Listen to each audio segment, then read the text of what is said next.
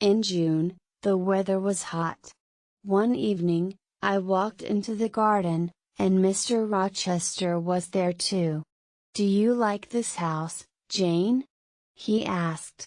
"Yes, sir," I replied.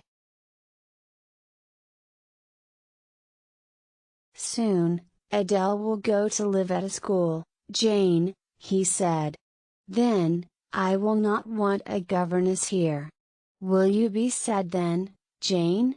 Will you leave Thornfield Hall?"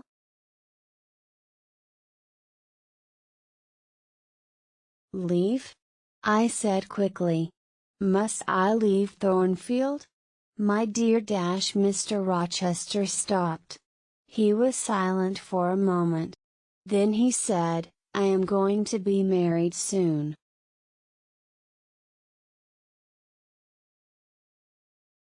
"Oh, sir," I said. "Then I must go far away. Far away from Thornfield. Far away from you, sir." I started to cry. "I will always remember you, Jane," Mr. Rochester said. "Will you forget me?"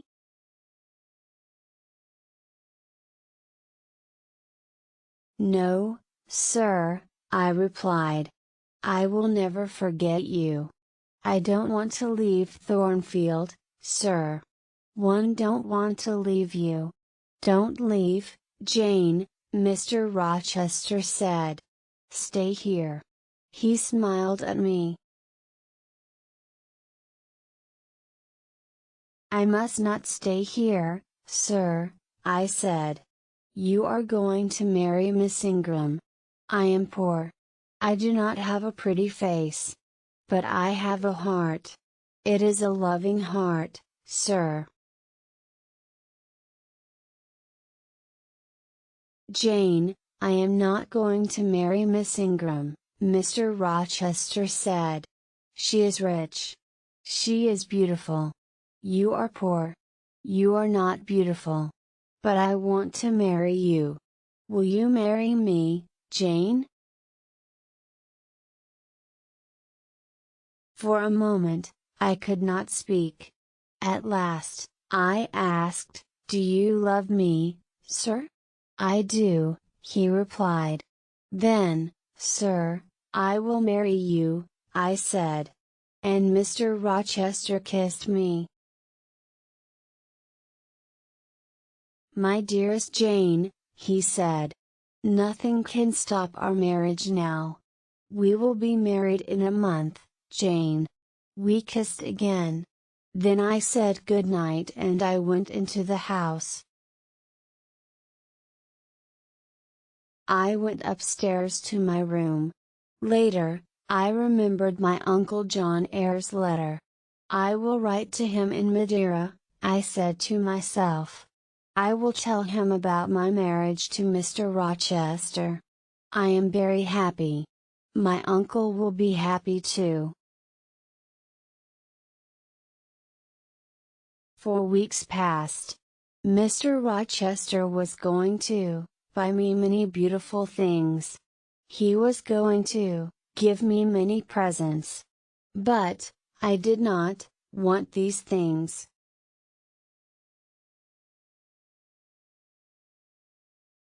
"No, Edward," I said. "I am not beautiful. I don't want beautiful things. I want you, Edward." It was the month of July. 2 days before our wedding day, Mr. Rochester went away. "I will return tomorrow," he said. "I love you, Jane." That night, I went to my bedroom early. My wedding dress and my wedding veil were in my room. I looked at them. "In 2 days, I will be Jane Rochester," I said to myself. Then I went to bed. But I did not sleep well. The next day, Mr. Rochester returned. He looked at me carefully. "What is wrong, Jane?" he asked. "Your face is pale. Are you frightened? I had a very strange dream last night, I said. It was a dream about this house. But in my dream, Thornfield Hall had no roof. The walls were burned. They were black. In my dream, I tried to find you. But you were not in the house. Are you afraid of a dream, Jane? Mr. Rochester asked. No, Edward, I replied. But I woke up from my dream. There was a woman in my room. She was tall and heavy. She had long, black hair. The woman was holding a candle, I said. She put the candle by my mirror. She put my wedding veil over her head, and looked in the mirror. Then I saw her face. It was a strange, terrible face, Edward, I said. Suddenly, the woman tore my veil into 2 pieces. She threw the pieces on the floor. What happened next? Mr. Rochester asked. The woman held her candle near my face, I replied. She looked at me and she laughed. Then she went away. This happened in your dream, Jane, Mr. Rochester said. It did not happen in my dream, Edward, I said. This morning, my wedding veil was on the floor of my room. It was torn. It was in 2 pieces. But the woman did not hurt you, Jane, Mr. Rochester said. Sleep in Adele's room tonight, my dear.